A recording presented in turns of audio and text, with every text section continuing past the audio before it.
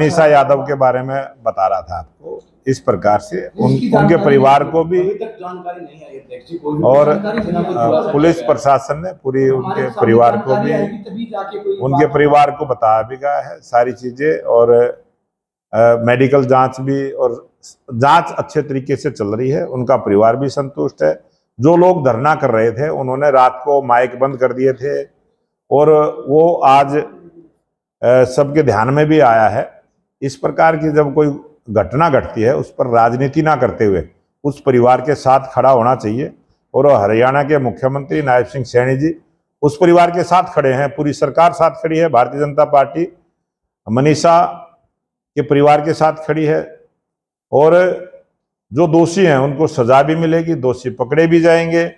अपराध करने वाला भारतीय जनता पार्टी के शासन में बच नहीं सकता, वो सलाखों के पीछे होगा। एलविश यादव के साथ साथ कई एलविश यादव के साथ उसके मकान पर जिस प्रकार से फायरिंग हुई है उसकी भी जांच चल रही है और बहुत जल्दी वो पकड़े जाएंगे। और हरियाणा प्रदेश में जिसने भी अपराध करने की कोशिश की है उनको पकड़ा गया है, उनको सजाएं मिले। लेकिन विदेशों में बैठे गैंगस्टर्स हरियाणा सरकार के लिए कई गैंगस्टरों की पहचान की गई है, विदेशों में भी पकड़े गए हैं। अभी 2 दिन पहले खबर में भी मीडिया में भी आया है, उनको पकड़ा गया है। अमेरिका से भी पकड़ा गया है, दूसरे देशों में जहां बैठे हैं वहां पर भी हमारी एजेंसियां जाके पकड़ने का काम। अध्यक्ष जी, पानीपत के लाखों बुआना गांव में 3 साल बाद सुप्रीम कोर्ट के आदेश के बाद सरपंच जीता है, लेकिन विपक्ष इसे ही मुद्दा बना रहा है कि जब एक छोटे चुनाव में धांधली हो सकती है तो बड़े चुनाव में क्यों नहीं हो सकती।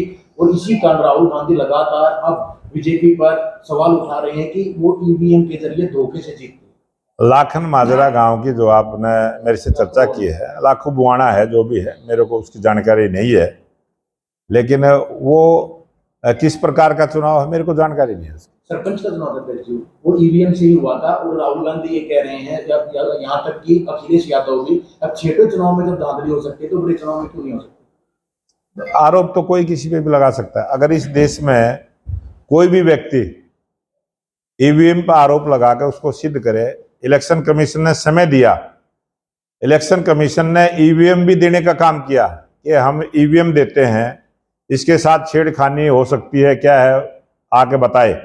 और आज तक जो केजरीवाल ईवीएम पर आरोप लगाता था उसी केजरीवाल ने जाके निर्वाचन आयोग में अपनी बात से मुकरे और उन्होंने कहा कि ईवीएम पर इस प्रकार की कोई वो नहीं है। आज इलेक्शन कमीशन ने राहुल गांधी को भी नोटिस दिया, राहुल गांधी ने जाके इलेक्शन कमीशन में अपना जवाब देना चाहिए। अध्यक्ष जी, आपकी पार्टी के सीनियर लीडर अनिल विज लगातार दरकिनार किए जा रहे हैं, किसी भी विधानसभा को प्रभार नहीं दिया गया, बार बार एक बयान दे रहे हैं कि मैं सीनियर लीडर हूं तो मुझे दरकिनार किया जाता है। बात करें तिरंगा फहराने की, वहां पर भी अकेले को नहीं बल्कि राज्यपाल साथ थे। तो ऐसा क्या विडंबना है बीजेपी पार्टी के साथ कि अनिल विज को ही दरकिनार किया जा रहा है। ये कुछ मीडिया के पत्रकार भाई इस प्रकार से अनिल विज को लेके कुछ न कुछ बयानबाजी कुछ न कुछ करते रहते हैं।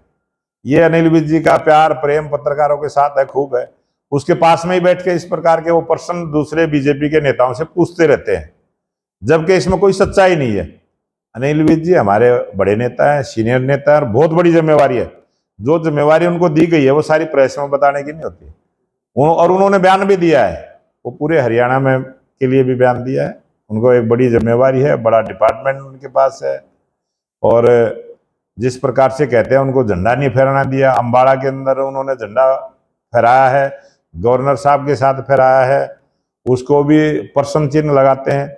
और अभी तो हमारे 48 से विधायक जीत कर आए थे, उसमें से 42 विधानसभा हमारे थे, तो 6 ऐसे हमारे नेताओं को दूसरी जिम्मेवारी दी जाएगी। अभी तो हमने लोकसभा की भी जिम्मेवारी देनी है, अभी तो हमने जो हमारे सांसद जीते हुए उनको भी जिम्मेवारियां देनी है।